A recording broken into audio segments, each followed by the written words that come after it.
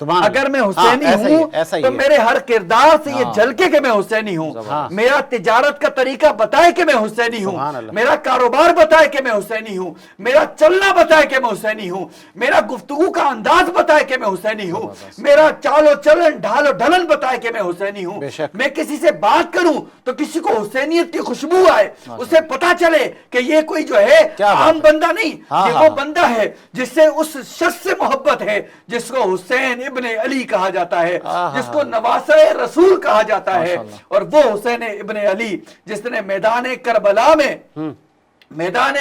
میں نماز ادا کر کے سجدہ کر کے یہ بتا دیا کہ جو ہے اللہ کے نبی نے وہ دین عطا فرمایا ہے، اس دین کے سر بلندی کے لیے